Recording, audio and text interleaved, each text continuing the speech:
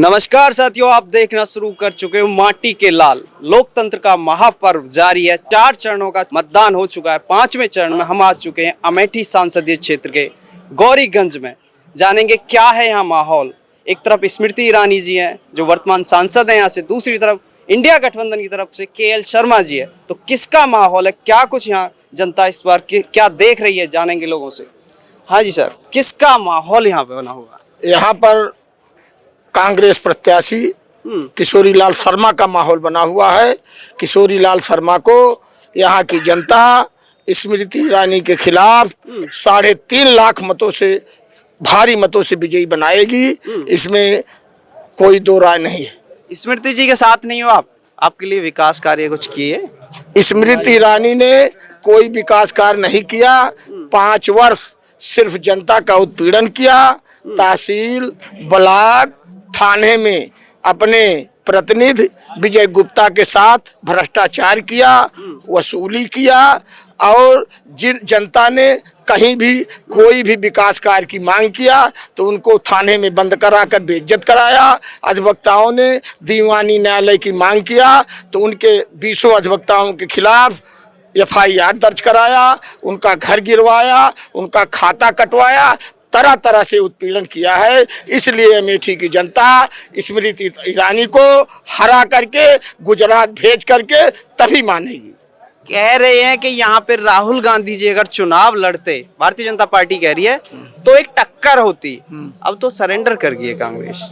ये भाजपा वालों की मूर्खतापूर्ण बात है। यहाँ पर राहुल गांधी होते तो इनका कहीं एक तिनका ना इनकी जमानत जब्त हो जाती। इसमें किशोरी लाल शर्मा से लड़ रही है तो हो सकता है जमानत बच जाए और उनका कोई टक्कर, उनका क्या राहुल से टक्कर है? राहुल की टक्कर मोदी से है, स्मृति ईरानी से नहीं है। राहुल जी तो कभी स्मृति ईरानी की बात ही नहीं करते, इसलिए उनका कोई टक्कर है ही नहीं है। टक्कर उससे होती है जो किसी की बात करता है। ये तो राहुल को जब से आई हैं इन्होंने कोई विकास कार्य नहीं किया, सिर्फ अपना विकास किया, अपने प्रतिनिधि का विकास किया। यहाँ पर जमीन कब्जा करके स्वयं मकान बनवाया, यहाँ बूढ़न माई की जमीन कब्जा करके भाजपा कार्यालय बनवाया और यहाँ विजय गुप्ता ने वसूली करके नोएडा में 60 करोड़ का 3 ठू मकान बनवाया। तो उन्होंने यहाँ का कोई विकास कार्य नहीं किया। यहाँ तो जो विकास कार्य राजीव जी के समय, राहुल जी के समय हुए थे उनको यहाँ से ले जाने का कार्य किया। चाहे IIT रहा हो, चाहे फूड पार्क रहा हो, चाहे संजय गांधी अस्पताल को बंद कराने का कार्य हो, इस तरह तरह जो विकास कार्य हमारे यहाँ पहले से गांधी परिवार के द्वारा हुए थे उसको समाप्त करने का कार्य किया है। विकास करने का कोई कार्य नहीं किया। तो अभी जो माहौल है, लोगों से हमने बातचीत कर रहे, कह रहे थे कि राहुल जी के हनुमान, कोई कह रहा राहुल जी के अंगद यहाँ से चुनाव लड़ रहे हैं। तो क्या लगता है स्मृति ईरानी वर्सेस जो KL शर्मा जी, टक्कर कैसी है? यहाँ पर स्मृति ईरानी बनाम जनता की टक्कर है। किशोरी लाल शर्मा तो चुनाव जीत ही रहे हैं। हनुमान जी अगर है वो राहुल गांधी राम है तो किशोरी लाल शर्मा हनुमान है। और किशोरी लाल शर्मा राजीव गांधी के शिष्य रहे हैं तो राजीव गांधी का शिष्य अमेठी में कभी हार हो ही नहीं सकता, किसी भी कीमत पर नहीं हो सकता। वो चुनाव जीतेंगे और स्मृति ईरानी भारों मतों से यहाँ से चुनाव हार कर दोबारा इधर लखने का प्रयास नहीं करेंगी। अभी हम उनके वो देख रहे थे फ्लैक्स बैनर, कह रहे हैं अमेठी की बेटी। क्या अमेठी की बेटी है वो अमेठी की बेटी अगर अपने को कह रही है तो ये हिंदुस्तान है, ये अमेठी है। यहाँ की बेटी शादी करके भगाई जाती है, यहाँ की बेटी घर में नहीं रखी जाती। इसलिए अगर वो बेटी है तो उनको यहाँ से भगाकर गुजरात हम लोग भेजेंगे। यहाँ पर भैया बेइज्जती अपनी नहीं कराएंगे कि फलानी बिटिया घूम रही है फलाने धिगरा के साथ। तो इस बार विदाई पक्की है? इस बार विदाई पक्की है, पक्की है, पक्की है। यहाँ की जनता ने तय कर लिया।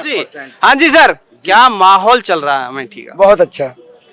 किसके फेवर में चल रहा है? फेवर देखना चाहते हैं तो माननीय राहुल गांधी के प्रतिनिधि, राजीव गांधी के प्रतिनिधि आदरणीय KL शर्मा जी चुनाव लड़ रहे हैं। माहौल बहुत अच्छा है।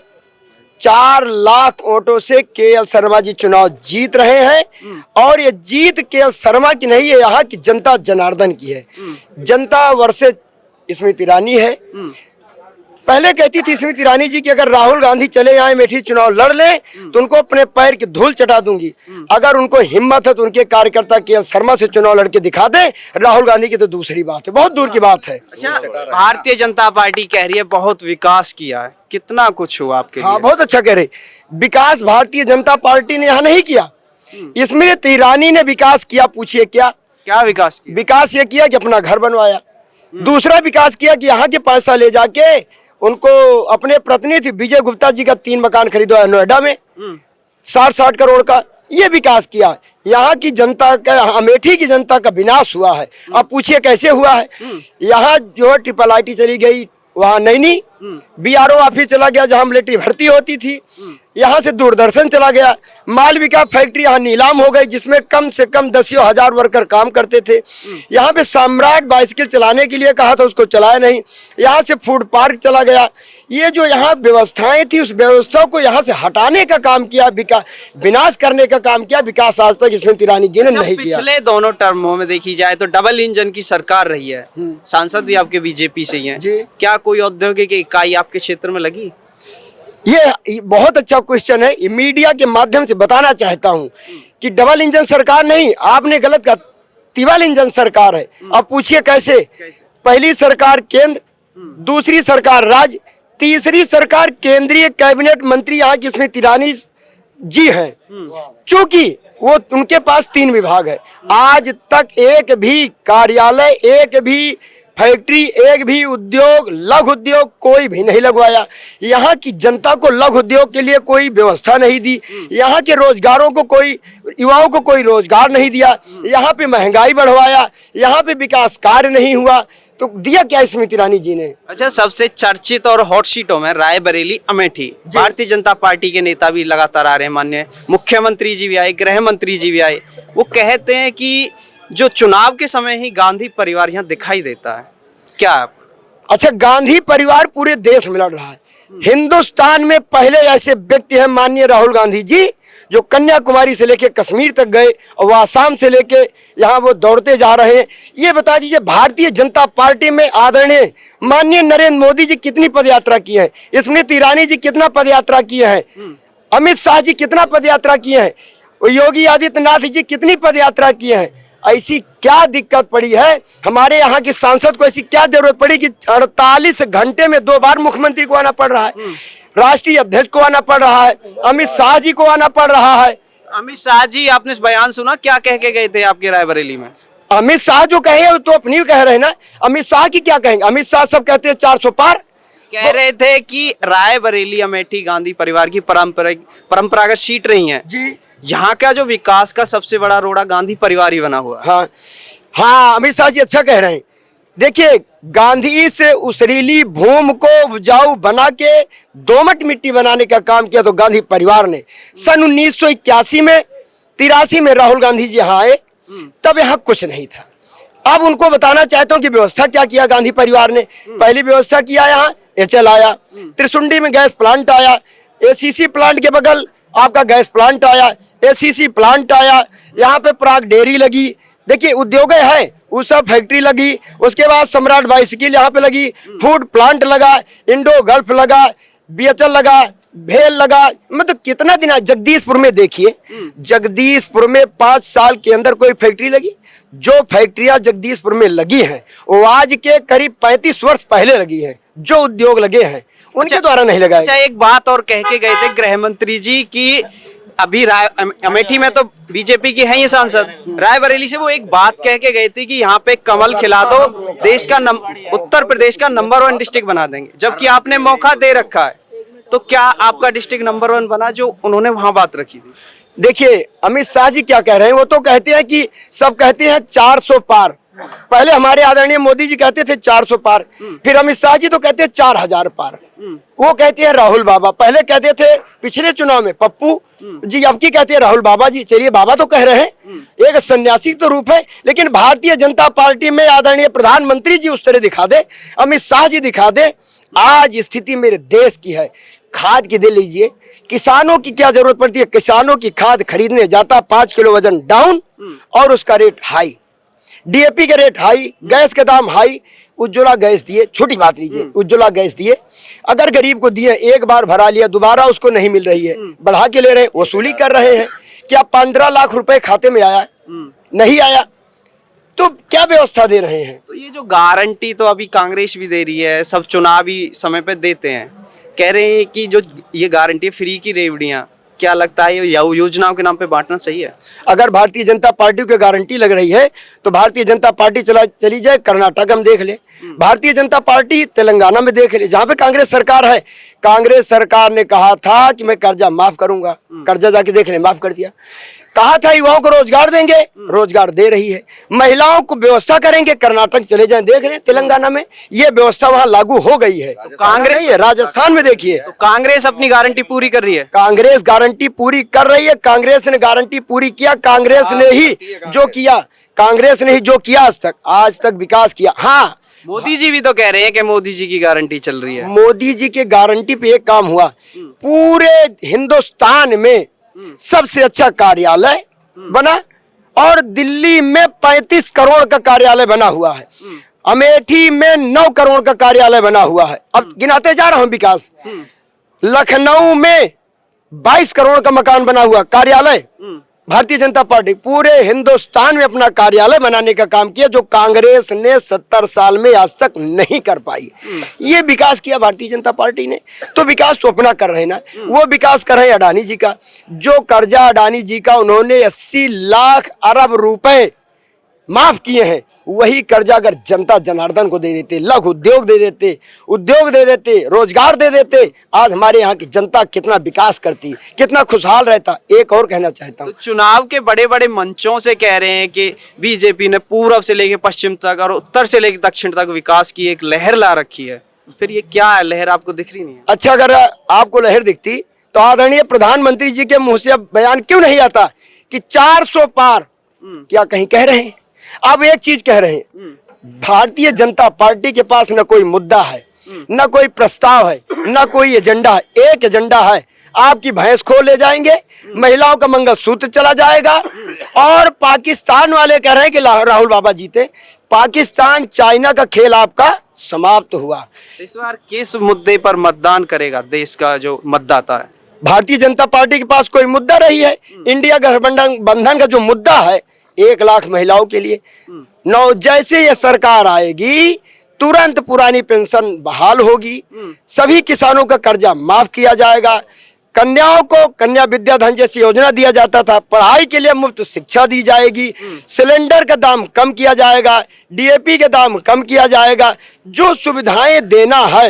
और सोचिए, जो आरक्षण की भी बात कर रहे थे, जैसे आरक्षण लागू था, एससी हो बीसी हो जो भी है, उसमें महिलाओं को भी ज्यादा लाभ दिया जाएगा आरक्षण के अंतर्गत। तो महिलाओं के लिए तो मोदी जी ने फ्लैक्स बैनर लगा रखे हैं, लखपति दीदी बनाएंगे 3 करोड़ महिलाओं को। हाँ, एक चीज है, हमारे यहाँ की सांसद जी कहती है, मैं महिलाओं की, एक महिला है, हाथरस में एससी जात की बेटी के साथ बलात्कार करके हत्या हो जाती है, रातों रात जाके प्रशासन के माध्यम से जला दिया जाता है। क्या भाजपा ने उठाई? मणिपुर में महिला को जला दिया जाता, क्या स्मृति ईरानी जी ने उठाया? क्या भारतीय जनता पार्टी ने उठाया? महिला सशक्तिकरण योजना आप चला रहे हैं, लेकिन महिला सशक्तिकरण योजना के अंतर्गत महिलाओं की सुरक्षा हुई? क्या ये महिला विकास मंत्री कभी इन्होंने मुद्दा उठाया?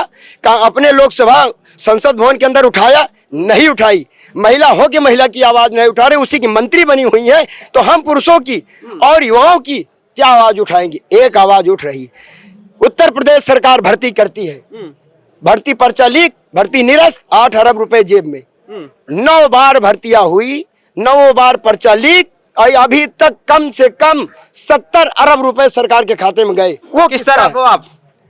मैं तो जनता की तरफ से हूँ। जनता क्या कर रही है? जनता बनाम बता दिया ना कि जनता वर्सेस स्मृति ईरानी। जनता चाह रही केएल शर्मा जी को, जनता चाह रही इंडिया गठबंधन को। यहाँ की जनता ने ठान लिया है कि मुझे चाहे रुपया देंगे चाहे पैसा देंगे, रुपया इनका लेंगे और वोट देंगे कांग्रेस को।